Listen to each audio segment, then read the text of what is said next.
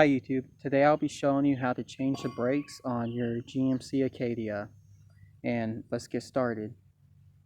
Now that my vehicle's jacked up, what I want to do now is remove all the lug nuts. So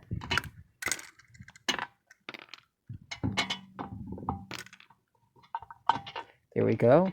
Now when I remove all the lug nuts, I like to put the tire underneath the car just in case it falls off the jack. And this would be, we'll be changing the rear brakes on this video and the rotors. The rotors are actually very good on this car. Like that. The rotors are good on this car. I mean, the brakes are. I just changed them recently. But the rotors now are bad because I had O'Reilly sand them down. And since they sand them down, it warped them. So the first step I want to do is get my 13 millimeter and remove these two screws right here. Now that I got these two bolts here loosened up, what I want to do is take them out, and the bottom one too.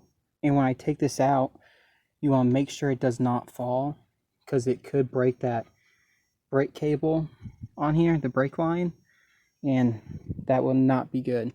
So I recommend leaving one in just a little bit, loosen up the bottom, then when I get them off, I'll come back. The two screws are out, so now all you want to do is just slide this brake piston out like that. Now when it's out, this is a small, there's not really a, you could just set right here as long as it's not dangling. Right there is where I set it. The next step is these are two 21 millimeters, and I need to take them out in order to remove the bracket. And I'll start on that now. Now both of the 21 millimeters are loosened, so I can just pop them out by hand, and that one's a little stripped. That's not good. And this one, I'll pop out this one next, and when I take that one out, I'll get back to you. So I took out this I forgot the name of it. You don't really need it. It just holds the rotors in place to make them easier so when you install it.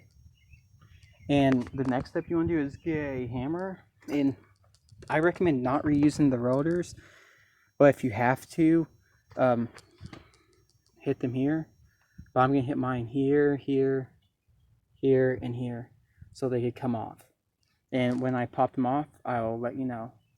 I took off my brake rotor, and one thing I want to tell you is this part right here, you want to take him out because we will adjust the e-brakes on here. And this is for, it came out here. I just popped out with the flathead. It came out.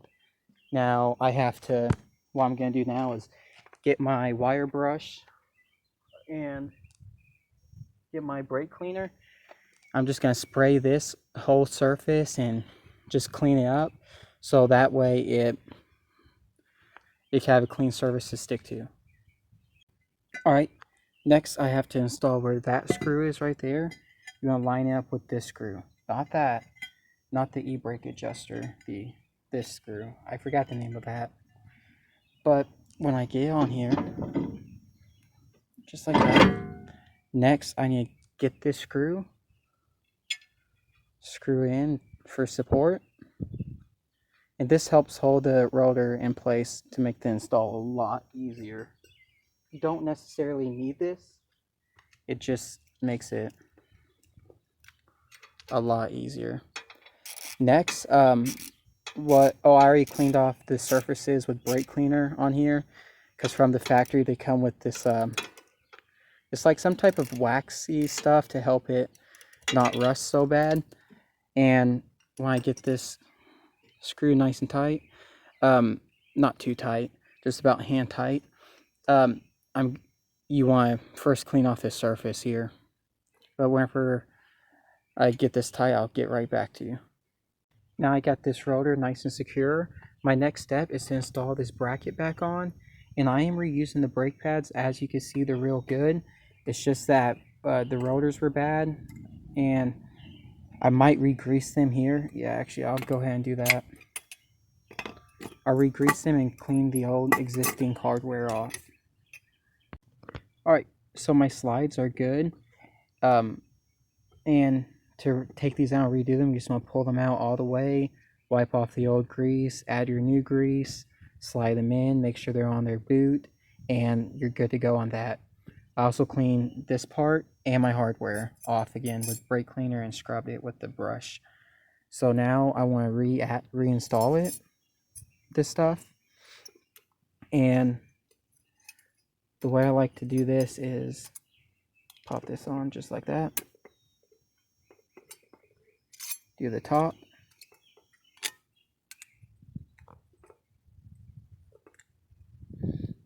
Now I'm going to put my brake pads back in, and before I do that though, how I like to do them is I put grease on here and on all of these parts, and I'll show you what parts I do. So I did tie in these to 129 feet-pounds of torque, these two 21 millimeters here. Next, I already cleaned off my hardware and stuff, so I added the back brakes on because that's a little hard to show you with one hand. And the way I did the back brake was I greased it just like this, and I installed it, popped it right on to the hardware, just like that. And that's how you install the brake pads. Next, you need to get the piston.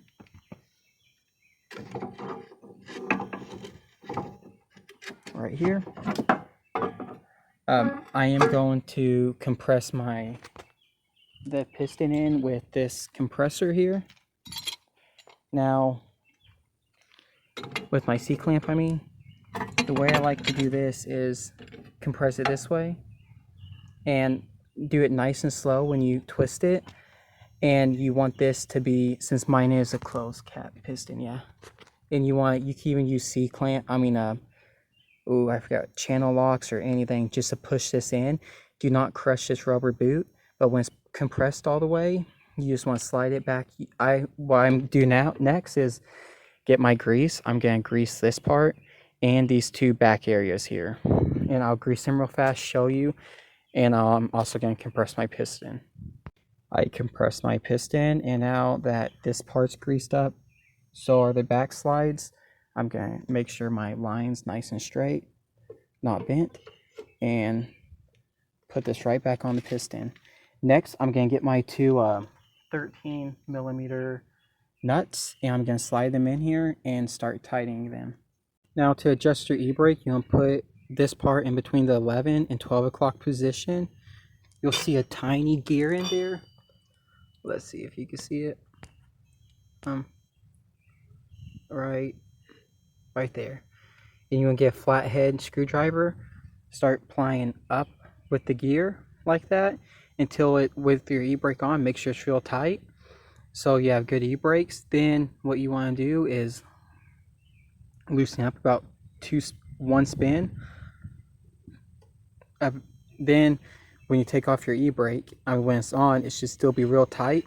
My e-brake's off right now, but it should be tight where you can't really spin it. But when you take off your e-brake, you should be able to spin again freely, which I can. And next step, I'm just going to add my tires on, and when you put your tire on, you want to put your lug nuts like this. This one, every other one, these three. Then you want to go with these ones. You want to do these three. Now you want to do 144 pounds of torque as tight as you can. And when they're 144 pounds, you can just lower it down. But make sure you do it at an angle like this, then this way. And that's how you put it on. And that's how you replace your rotors. One thing I forgot to tell you is I already put my tire back on. I had to reinstall that little the e-brake cover. Right, let's see if we can see it. It's that black thing right where my finger is. That little cap. I don't know if you guys can see it good. It's right there. Right there, point at. And because I forgot to install it before I put the tire back on. So I did have to reinstall it. And I also did my front brakes today. And that's them. And thank you for watching. But that's how you do your rear brakes on a 2007 to 2016 GMC Acadia. This also works on the Buick Enclaves. It works on the Saturns and a couple other GM cars. And thank you for watching.